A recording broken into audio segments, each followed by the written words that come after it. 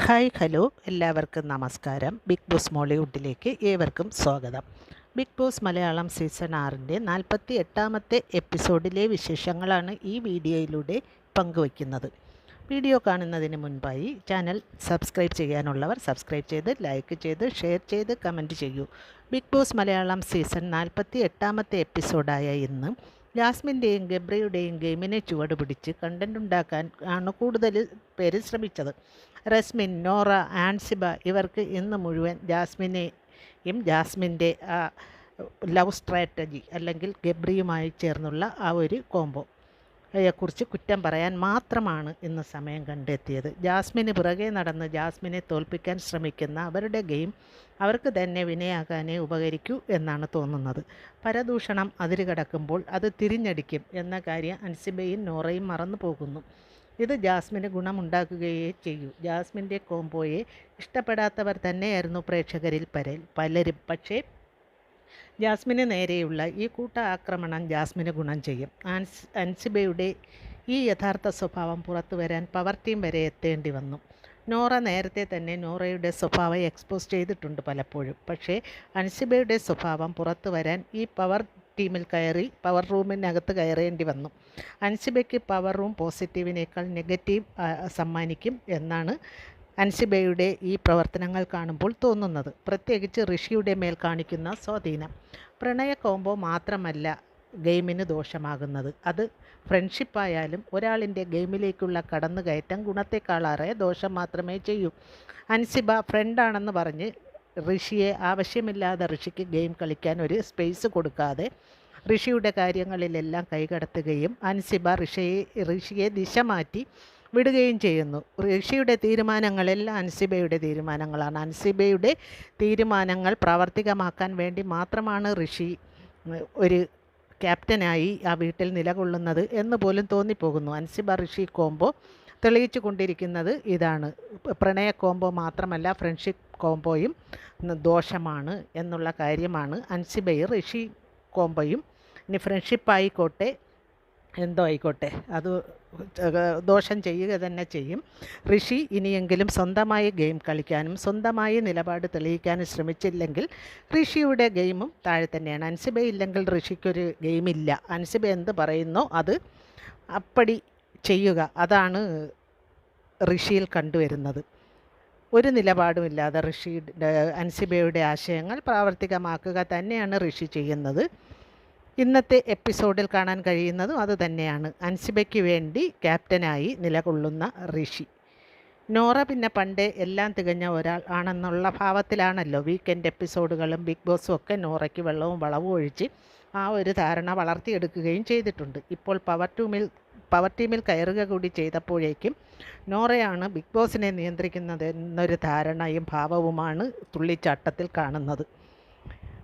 ഈ നോറയ്ക്കും അൻസിബയ്ക്കും മറ്റുള്ളവരുടെ കുറ്റം കണ്ടുപിടിക്കാതെ സ്വയം എന്ത് ചെയ്യാം എന്ന് ശ്രമിക്കുന്നതായിരിക്കും നല്ലത്. ഇന്നത്തെ മറ്റൊരു പ്രധാന സംഭവം എന്ന് പറയുന്നത് നോമിനേഷൻ തന്നെയാണ്. പവർ റൂം നേരിട്ട് നോമിനേറ്റ് ചെയ്തത് ശരണ്യയെയാണ്. കൂടാതെ ശ്രീരേഖ, ജിൻഡോ, സിജോ, ശ്രീതു, അപ്സര, നന്ദന എന്നിവരാണ് നോമിനേഷനിലേക്ക് എത്തിയ മറ്റാറ് പേർ.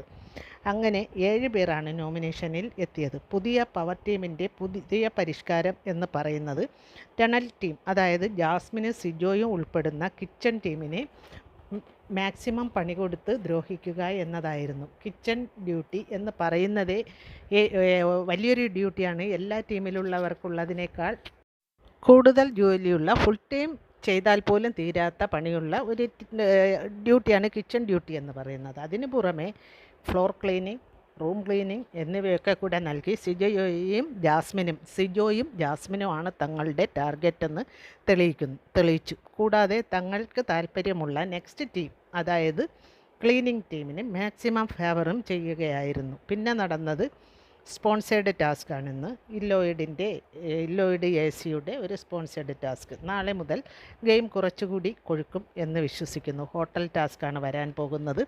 സീസൺ 1 വിജയിയായിരുന്ന സാബുമോൻ വീട്ടിലേക്ക് അതിഥിയായി എത്തുന്നുണ്ട്. സാബുമോൻ്റെ വീട്ടിലേക്കുള്ള വരവ് വളരെ പ്രതീക്ഷയോടെയാണ് പ്രേക്ഷകർ നോക്കിക്കാണുന്നത്. എന്തെങ്കിലുമൊക്കെ ചലനങ്ങൾ സാബുമോന് ബിഗ് ബോസ് മലയാളം സീസൺ 6 സൃഷ്ടിക്കാൻ കഴിയും എന്ന് തന്നെയാണ് വിശ്വസിക്കുന്നത്. 3ാം സീസണിൽ ഉണ്ടായിരുന്ന അഡോണി സെബാസ്റ്റ്യനും ബിഗ് ബോസ് വീട്ടിൽ അതിഥിയായി എത്തുന്നുണ്ട് എന്നാണ് അറിയുന്നത്.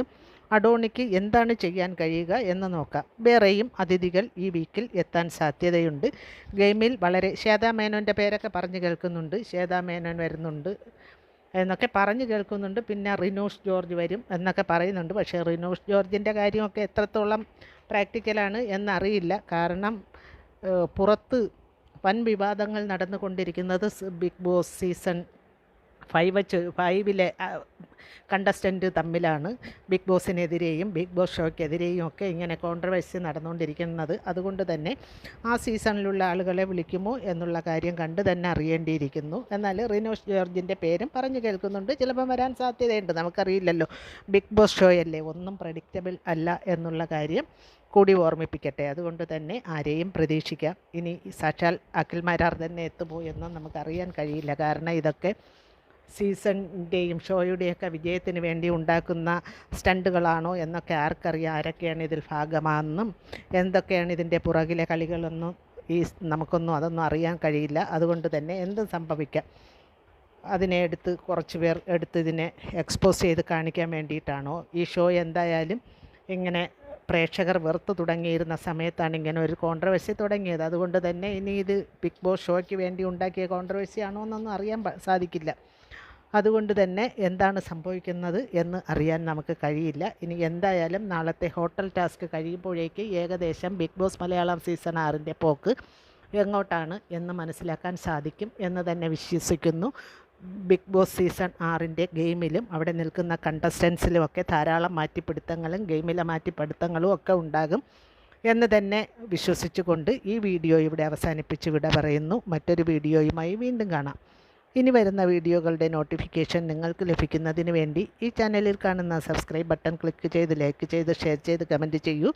നന്ദി, നമസ്കാരം.